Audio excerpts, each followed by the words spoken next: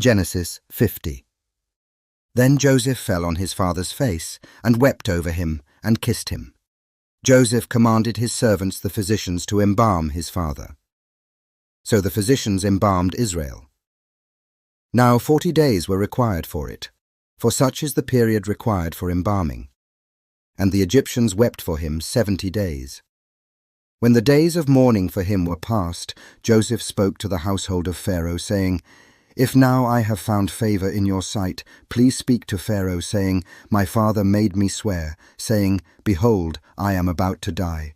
In my grave which I dug for myself in the land of Canaan, there you shall bury me. Now therefore, please let me go up and bury my father, then I will return." Pharaoh said, "Go up and bury your father, as he made you swear." So Joseph went up to bury his father, and with him went up all the servants of Pharaoh, the elders of his household, and all the elders of the land of Egypt, and all the household of Joseph and his brothers and his father's household. They left only their little ones and their flocks and their herds in the land of Goshen. There also went up with him both chariots and horsemen, and it was a very great company. When they came to the threshing floor of Atad, which is beyond the Jordan, they lamented there with a very great and sorrowful lamentation, and he observed 7 days mourning for his father. Now, when the inhabitants of the land, the Canaanites, saw the mourning at the threshing floor of Atad, they said, "This is a grievous mourning for the Egyptians." Therefore it was named Abel Mizraim, which is beyond the Jordan. Burial at Machpelah. Thus his sons did for him as he had charged them.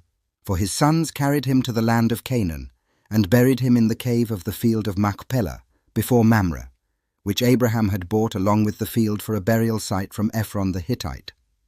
After he had buried his father, Joseph returned to Egypt, he and his brothers, and all who had gone up with him to bury his father. When Joseph's brothers saw that their father was dead, they said, "What if Joseph bears a grudge against us and pays us back in full for all the wrong which we did to him?" So they sent a message to Joseph, saying, "Your father charged before he died, saying, Thus you shall say to Joseph, Please forgive, I beg you, the transgression of your brothers and their sin, for they did you wrong. And now, please forgive the transgression of the servants of the God of your father." And Joseph wept when they spoke to him. Then his brothers also came and fell down before him and said, "Behold, we are your servants." But Joseph said to them, "Do not be afraid, for am I in God's place? As for you, you meant evil against me, but God meant it for good in order to bring about this present result, to preserve many people alive. So therefore, do not be afraid. I will provide for you and your little ones." So he comforted them and spoke kindly to them. Now Joseph stayed in Egypt, he and his father's household, and Joseph lived 110 years. Joseph saw the 3rd generation of Ephraim's sons. Also the sons of Machir, the son of Manasseh, were born on Joseph's knees.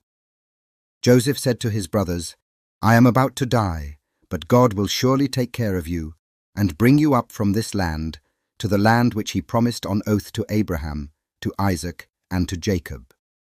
Then Joseph made the sons of Israel swear, saying, "God will surely take care of you, and you shall carry my bones up from here." So Joseph died at the age of 110 years, and he was embalmed and placed in a coffin in Egypt.